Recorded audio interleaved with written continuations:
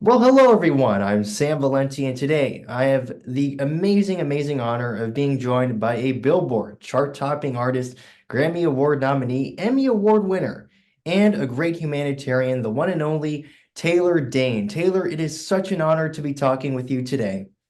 Thank you, thank you, thank you, thank you, Mike. Thank you. Yeah, and as we were, talking a little bit before we started recording here, you've been touring a lot, Yeah, keeping busy. As I'm in Arizona right now, what I think is so cool is that you performed here on New Year's Eve. So yeah, what New was that Year's. like? I had a beautiful show. Oh, it was just, wonderful casino, New Year's Eve.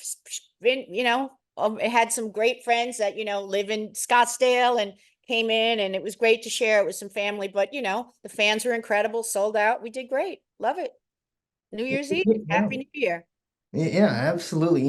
And I think you were, I believe you came to Tempe not too long ago as well, right?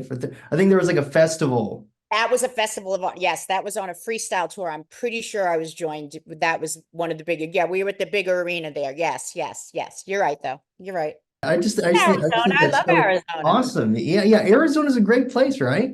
Lovely, beautiful. I've spent some good time there. My goodness. Absolutely. Up in Sedona. I've done some workshops up there. I did Sedona. I've spent time in lot in Scottsdale and Phoenix. Yeah, I mean, definitely. The Phoenician. Nice Yeah. resorts. Yes, indeed. Yes. 2023, was, a really big year for you. You had the remix of Tell It to My Heart that hit number one on the dance charts. You Yeah. had your amazing Ed Sheeran cover, Thinking Out Loud, which is amazing. Let's talk about that remix first. Kind of what's the story behind that collaboration? Listen, this year was marking my 35-year anniversary for Tell It to My Heart. Mhm. And just like I did at 30, I released my book, Tell It to My Heart. That was, did my TED Talk. To me, it's an anniversary. It's a marking. It's a time to celebrate a classic, colossal song of that nature. So I reached out to who I thought would be the best label, the best, collaborative team that I knew could put a, a spin on this and, you know, produce and re-look at this song, a classic song that, I've had 35, I would never have touched it. There's one thing to do a remix, but a really like reproduce it like we did, and I redid the vocals, we did all that. And I reached out to Ultra Records. Ultra Records is one of the top dance labels. And they've Calvin Harris, you name it, the DJ list is and producers are extensive. And I spoke to the president, David Waxman, and I said, David, what do you think? And he goes, let me go through my roster, let me think of the artists and the producers that really would understand the classicness and then yet serve this. And he paired me with Cash. I met with JP and his team. And I got to tell you, I mean, what they've done with other records, with Jeremy Resnick, the Goo Goo Dolls and stuff. And, I'm still sitting here, I'm charting it. We're number 3 this week. It went number one for weeks, and now it's number 3 top dance track in the US. So you tell me. Yes, the song has already proven itself, but they did such an incredible job. We recut the vocals, we redid it. Their version, Cash, they're slaying it. And Tell It to My Heart 2023, 24. What can I tell you? Number one. I love JP. I love the team of Cash. And they really just got it. It still holds the essence of the iconicness of the hook, and yet it's so fresh, and flavorful. It's really cool. I gotta say, you have this penchant of amazing covers, like those covers you did from your Satisfied album. Yes. You have a penchant for that. And it's like really freaking awesome.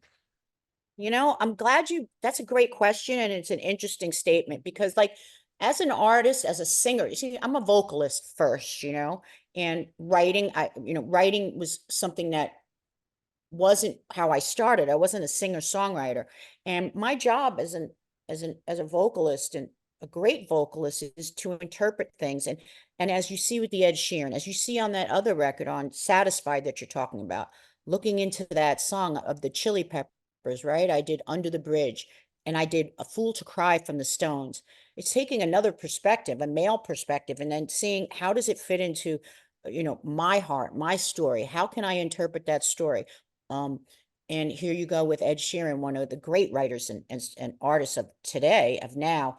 And I thought Thinking Out Loud was, it's not the romantic story that it seems that Ed's telling, but to me, it is more of, it's almost like uh, a vulnerable self-evaluation. And when my legs don't work, it was a story to myself. That's how, very intimate, done. I've recorded more tracks with the great Greg Field, 9-time Grammy recipient. And that's what I did during COVID. I went and did some of these great songs that I picked. Next one will be up will be Gravity from the great John Mayer. And that's what we did with Thinking Out Loud, but it's a story inside my own head. When my legs don't work like they used to before, when I can't sweep you off of my, it's a self story and the vulnerability of it. So it's a different way of hearing my voice, I think. It hasn't been that vulnerable in a long time or that intimate. Yeah. And so something else that was interesting is last year, I mentioned Satisfied and I believe last year it actually marked the 15th anniversary, of that album. It's the most recent album that you've put out and I just adore it. I love it. What are your thoughts on that album kind of looking back, today? I'm so proud of that record. Satisfied is, I'll never forget. I got it's funny. RuPaul, Um, I love RuPaul, dear friend. When I released Naked Without You was the first time I did an independent release after leaving Arista. And he goes, I love this record, my goodness. And that's where I spent so much time, writing my personal story and getting involved in the production as well as, you know, executive producing it. Was satisfied again, that journey of going within. Each song has such a story to me that the Roachford song, when you hear on that, don't make me love you, right? Or from 15 years on Satisfied. I can't believe it. I really can't. But RuPaul would say to me, that's one of my favorite records you've done. I totally agree. It is Really? amazing. Or really, just in terms of the Even the production title and the track, right? vocals is just it's just top-notch stuff. Thank you.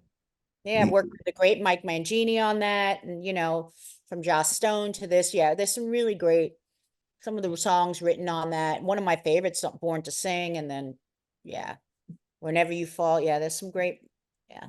Thank you. I'm proud of that record. Beautiful. Went #1. Great single. Great song. Yes, for sure. Do you think possibly, we could see a new like full album in the future? Of course. I mean, I recorded I've recorded about 6 songs with Greg Field.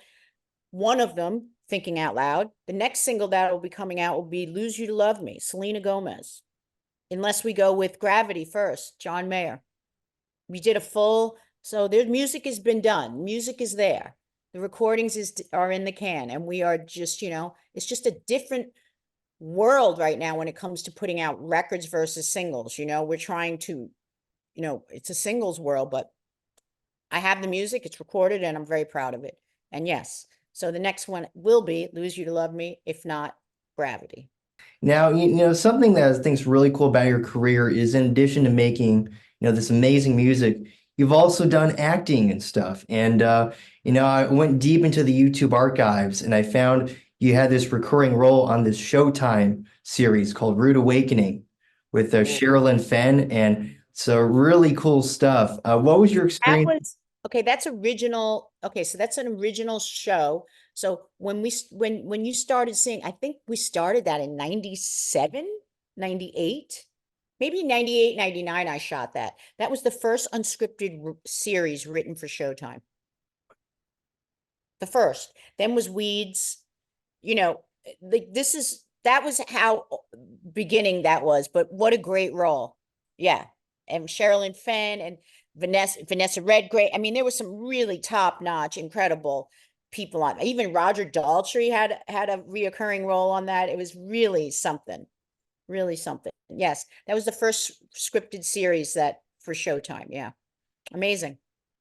Yeah, absolutely. And it's funny because one of your episodes, that you're in, it's on YouTube. I was able to find it, and you play like a pretty complex character.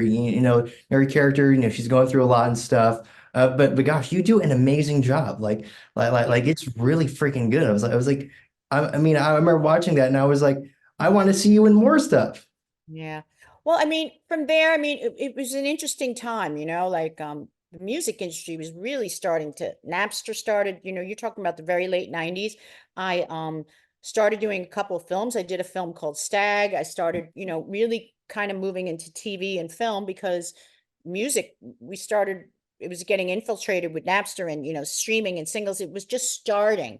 And I was moving into more of an independent recording contract. And so you're right. And then I went into New York and I did Aida for a year and a half.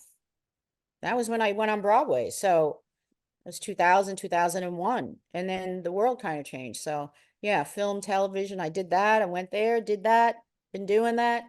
And yeah, some really fun films. And that was a great experience. That TV series was wonderful. I loved it. Yeah, yeah, for sure. I'm glad that you mentioned Aida because Yep. I was reading up and I think it was around like 94 there were plans for you to be in a Broadway revival of Funny Girl. And I Yes. just think it's Yeah. Well, I I was working with the great Jules Stein. So I met Jules in an audition, and he'd had no idea that I had a day job as a pop star. And I went to his apartment. He's like, "Sing it. What are you singing like this?" I go, "Mr. Stein, I'm very intelligent. You tell me what you want." He goes, "Sing the goddamn song the way it was written." And I looked over at the accompanist who said to me, "Sing it like Taylor Dayne." And it was "Don't Rain on My Parade." And I just took it note for note and I shoved it down his throat. And he goes, "I found my funny girl." It's one of the greatest stories I have because, Jules Stein. And I did. He wrapped me in his loving arms. And from there, we went to he just took me everywhere and said, to the Weislers, to Susan's Struman. I'm just straight. What was her last name? She ended up doing she was ended up being the writer producers for the producers. So then I ended up, I mean, long story short is Funny Girl never went any got into a place, obviously, because I went back on Broadway finally, but Susan Stroneholm, what is her name? The gal that did the producers. Great, great, great director, producer. Anyway, the Weislers were kind of doing a lot of stuff on Broadway, from Gypsy to Grease, obviously. I was up for that. And then I just, you know what? When Aida came around, there was like 5 years of going back and forth because that was Elton and Tim's baby and in with Disney, and they were rewriting and rewriting it. And by the time it got on Broadway, I was back to being a pop star and Jules had passed. So Funny Girl was kind of back in the can. And so I did do Aida lovingly. And then I went and worked with Mel Brooks on a little show called Archie and Mehitable. It didn't go much further, but we performed that, and it's been some really interesting rides there. Yeah. yes, for sure. And I think you were also in a production of Cats. Is that correct? Yes, I did. And I did get actress for this season. And that was really that was for the roundabout theater. Yeah, it was amazing. Really, really amazing. We did it up in their New York facility, I think it was upstate. I forget what the area is called, but it's well known. If you're a theater maven like you seem to be, you'll know it. But yeah, you can find me in complete. Yeah, that was a beautiful role. Grisabella, great role. Best role, I think. I mean, there's Cats is Cats, but that part, that memories and that role was really fun. Yeah, absolutely. I think you should have been in the movie, to be honest. That movie a couple years ago, I think you should have been in it. Uh, there's so many things I should, could, would, but you know what? You're right. Maybe I should have been a funny girl. Maybe they should have done it then. Maybe they could have. Just that's the nature of things with rights, and things get locked in, and timing, and timing is everything as well. So, amen. We go for other things. Yeah, for sure. Do you ever kind of ever get an itch to maybe, get back on the acting train? Yeah, of course. But I mean, I'm not like I feel like right now I'm in this phase of storytelling with my music that's really being it's kind of generational now. I'm having a real a real renaissance now when it comes to new music coming out, and then obviously some of the story that has changed for me dramatically, and it's resonating. So I'm flowing with that. And social media allows us to not necessarily act, but I mean, the right part, the right place. Yeah. The right producer, the right director, the right showrunner. Great. Give me a role. Let's go. Yeah, of course. I'd be, who wouldn't, you know, series. There's some such great writing now going on, but there's so many platforms, there's an inundation of it. But now that we're back and working again, of course, I'd love it. I mean, always love to find that marriage between yourself and a role that feels like second skin or your skin, you're living in it. Amazing to watch when you see it. Tony Soprano, who else could be that but James Gandolfini, I Yeah, mean, yeah, absolutely. But I think it's great, you're mentioning, your music and stuff. I think what's great is that your, music is getting exposed to like new generations. And I think that's truly amazing and powerful to know that your art, like let's be honest, it's art, is spanning generations and like people, people young and old are able to enjoy it. I think that's truly amazing. well, it's so amazing because, where do I see that the most when I'm performing live, whether it's a show in, mothers with their daughters. Oh, she's named Taylor. I'm like, hi, Taylor. Hi, 30-year-old Taylor. Hi, 21-year-old Taylor. Hi, you know, granddaughters, sons, mothers, LGBT, I've watched now, in my perspective, 35 years, I've watched some of my prides from this many people or a city where it's so limited and small to now families, generation, like decades now. It's 30-year-old children have grown, from 30 years ago. And it's quite something to behold. You're an ambassador for Fit for the Cure, with Wacol and stuff. Just, what's the story behind that? How'd you first get involved with that? And, what would you say is the most rewarding part about that partnership? Well, I personally had a cancer. I was diagnosed with colon cancer about a little over a year ago. And what saved my life was early detection.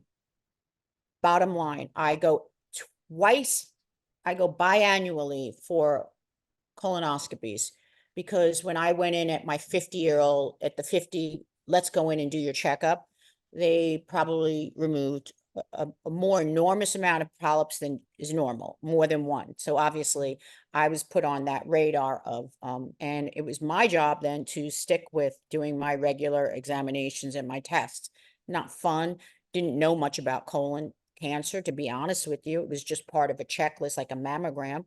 And that's how I got involved with Wacol because I then I had a surgery. I had a removal of a large portion of my colon because was 5 years into going for my regular checkups. They found a very aggressive polyp and form of cancer that embedded in a polyp that within 5 months.